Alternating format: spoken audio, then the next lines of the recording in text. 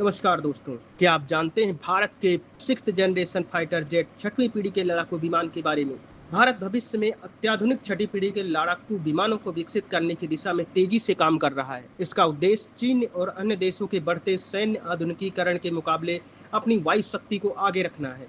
भारत की इस एमका परियोजना आपको याद होगी। एमका मार्क 2 और उससे आगे के सभी विमान जो है छठवीं पीढ़ी के होंगे। एमका भारत का 5वीं पीढ़ी का स्टेल्थ लड़ाकू विमान है जिसे डीआरडीओ और एरोनॉटिक्स डेवलपमेंट एजेंसी और एचएएल मिलकर का निर्माण कर रहे हैं। पहली उड़ान इसकी 2028 के आसपास हो सकती है और सेवा में संभावित शामिल होने की तिथि जो है वो 2032-33 तक शामिल हो सकती है। एमका मार्क 1 में अमेरिका का F414 इंजन होगा, जबकि मार्क 2 के लिए भारत खुद का अपना इंजन बना रहा है 120 किलो न्यूटन का, जो कि एमका मार्क 2 में लगेगा। ये भारत की छठवीं पीढ़ी का लड़ाकू विमान होगा। छठी पीढ़ी के लड़ाकू विमान की विशेषताएं होगी कि इसमें सुपर क्रूज यानी बिना आफ्टर बर्नर के ये उच्च गति पर उड़ान करेगा। एआई और सेंसिंग होगी इसमें और फ्यूजन होगा। डायरेक्ट एनर्जी वेपन जैसे लेजर हथियारों का प्रयोग किया जाएगा। भारत के जो छठवीं पीढ़ी का विमान होगा इसमें लेजर हथियारों का प्रयोग किया जाएगा। मैन्ड अनमैन्ड टीम होंगे, यानी कि इसमें पायलट भी बैठेंगे और बिना पायलट वाला भी होगा। इसमें ड्रोनों की संयुक्त क्षमता को शामिल किया जाएगा। इसी के साथ इसमें जो कम्बैट के लिए सहायक परियोजनाओं के तहत कार्ड्स वॉरियर है, जो कि एक ड्रोन है जो पायलटेड फाइटर को सपोर्ट करेगा। अल्फा एस ड्रोन जो कि छोटे आकार के स्वॉर्म ड्रोन होते हैं, और एनसीसी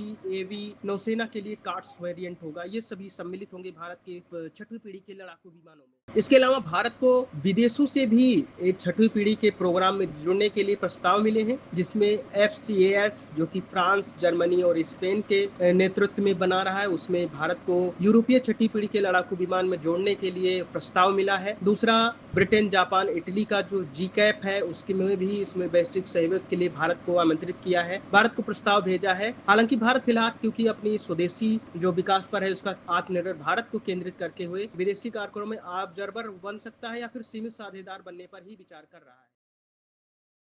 भारत का जो एमका मार्क 1 है, जो एमका प्रोग्राम है, वो 24 से 30 तक का है, यानी 30 के बाद ये विमान सेवा में आना शुरू हो जाएंगे। और उसके बाद भारत का जो अगला टारगेट होगा वो एमका मार्क 2 यानी जो छठे जनरेशन का फाइटर प्लेन हो, में लेजर हथियार और उच्च माइक्रोवेव शक्ति का प्रयोग होगा। डायरेक्ट एनर्जी वेपन जैसा सिस्टम नेटवर्क सेंटरिंग के लिए